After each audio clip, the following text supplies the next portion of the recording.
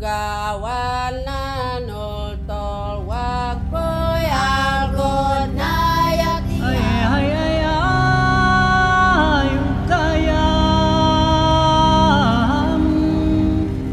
Bawat tela ay isang panaginip. Bawat sinulid ay isang panata. Bawat bagsak ng kahoy ay pintig ng puso ng bawat Ifugao. Sa mga kamay nilang may alaala ng bundok at dugo, ang habi ay hindi lamang sining. Ito'y buhay. Buhay na bumabalik sa bawat himla, sa bawat kulay, sa bawat ulit ng paglikha. Ito'y panata ng ating lahi. Sa bawat himla, muling isinusulat ang kasaysayan. Habi ng pag-ibig. Habi ng bayan. Habi ng bawat Ifugao.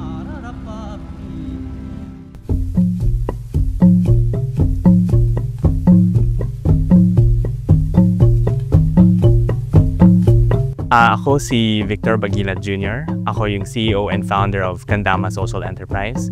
And inorganize namin ang mga kababaihan dito sa Hulungan, Sakyangan, Ifugao. Ang tawag sa kanila ay Lihan Diin Pugo, also known as Lihan Kandama Weavers Association. So yung weaving center na ipatatayo dito sa tulong ng JCI, napaka-importante para sa pag-train ng mga kababaihan. Alam natin na ang weaving ay isang namamatay na tradisyon at gusto natin i-engganyo ang mga bata na matuto rin na mag-weave at hindi lang mag-TikTok. Mag-TikTok at saka mag-weave na rin, di ba? The relevance of having a weaving center where all weavers can gather together is that it provides them a more conducive environment, a more conducive space where they all can work together, not just individually, but they can collaborate and help each other. Nakakatulong po ng yung paggawa ng talaga na may building ng weaving center para lahat ng mga weavers ay nandoon para magtutulungan kung ano ang hindi kaya ng iba. Yun ang paraan para for knowledge transfer, diba? Dahil kung may maraming weavers sa isang lugar, marami magtutulungan upang magtulong-tulong para sa bagong disenyo at saka para yung mga matatandang weaver, tulungan din nila yung mga nakakabata. Our culture and traditions are passed on from generation to generation, actually through oral tradition. Yun po ang pinaka-reason why there is Kandama, not just to save yung ating weaving and our culture or preserve our culture, but it is also to help them economically so they can also have at least enough to support their family and the education of their children. Pag may ginawa kaming tela tapos binenta, yun ang ginagamit namin sa pangangailangan namin sa mga bata at sa kailangan namin sa bahay.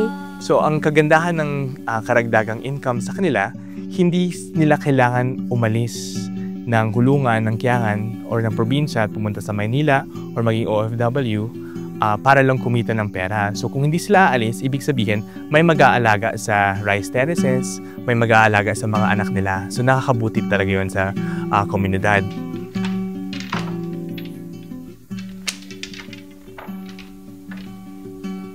Yung hinabi nila, pinapadala sa iba't ibang lugar. So it also helps other communities sa QC, saka sa ibang mga probinsya, ginagawang mga couture designs. Noong una, gumagawa kami rin ng bags, gumagawa rin kami ng sapatos, pero ngayon nag-focus na lang kami sa couture mga garments, may ready-to-wear rin kami ng mga barong, tsaka mga jacket. Tapos ito, dinala na namin sa iba't ibang lugar. So, nag-show na kami sa Paris, sa Eiffel Tower. Nag-show na kami sa New York. We did the show during Cannes Film Festival. So, talagang nilibot rin namin sa iba't ibang lugar para mapataas namin yung value ng mga ginawa nila. At the same time, mas tumaas rin yung pwede namin isweldo sa kanila.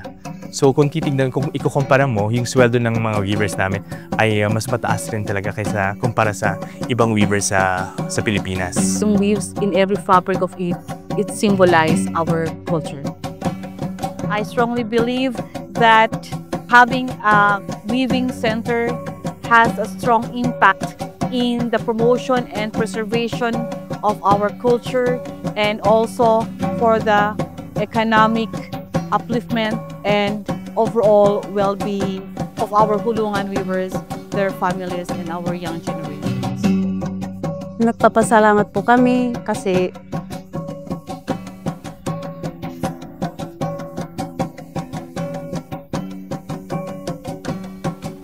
sa sitwasyon po namin na ganito, nandun po kayo na fully hearted na tumulong sa amin para tumayo yung building namin para sa weaving center po. Na nakakatulong po talaga sa amin dito.